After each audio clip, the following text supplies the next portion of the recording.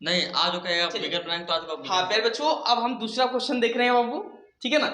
इसको कैसे सॉल्व करना है, जब किसी संख्या को 56 से भाग दिया जाता है तो शेषफल कितना बचता है बाबू, 29, है ना। और उसी संख्या को यदि 8 से भाग देंगे तो शेषफल क्या होगा, ये हमको बताना है शेषफल, इसके लिए, ठीक है ना। तो पहले आप उस संख्या को कुछ मान लीजिए, चलिए हमने माना हुआ संख्या x है जिसमें 56 से भाग देना है और से भागफल कुछ आएगा, तो भागफल मैंने क्या मान लिया, y मान लिया। क्या मान लिया, y मान लिया। और शेषफल इसका दे रहा है कि 29 बचना चाहिए, कितना, 29 बचना चाहिए, ठीक है ना। और ये भाजक मतलब जिससे हम भाग देते हैं, तो इसमें ये भाज बराबर भाजक गुणे भागफल प्लस शेषफल, है ना। तो भाज्य हमारा कौन सा होगा, जिसमें हम भाग देंगे, वह हमारा x है।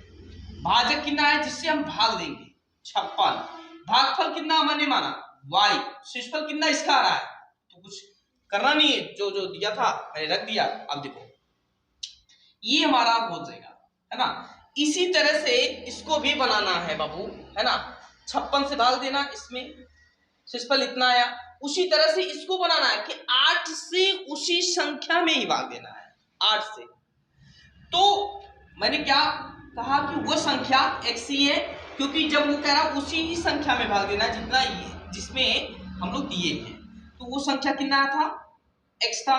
x में जब भाग देंगे, x में भाग देंगे तो शेषफल हमारा कितना आ रहा है वही हमको बताना है, ठीक है ना। तो इसी को उसी रूप में तोड़ लेते हैं। चलिए, तो ये हो जाएगा 8 सत्ते 56 हो जाएगा और इंटू y कर दे, और ये इसको भी ऐसे दो भागों में तोड़ दिए, इसी रूप में, किसके रूप में आना चाहिए, इसी रूप में आना चाहिए, ठीक है ना। तो ये हो जाएगा 8 3 24 हो जाएगा, और प्लस कितना हो जाएगा बाबू,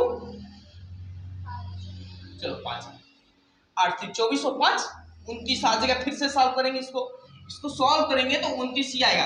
अब यहाँ देख रहे हैं कि इसमें और इसमें 8 कॉमन है, इसको 5 को अलग कर दे रहे हैं, है ना।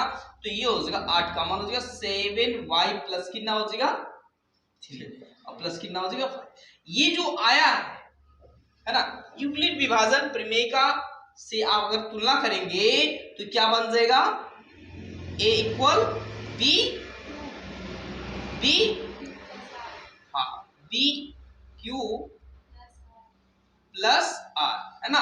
तो यहां देख रहे हैं b इंटू क्यू, ये भाजक और भागफल है ना, भाजक और भागफल, i प्लस शेषफल। तो शेषफल की तुलना हम इससे करेंगे तो कितना आ गया 5। इसका मतलब इसका जो शेषफल होगा वो कितना होगा 5 होगा, बस इसी तरह से इसको बनाना था बाबू, ठीक है ना। 8 से इसमें भाग देना है तो शेषफल कितना आएगा 5 आएगा।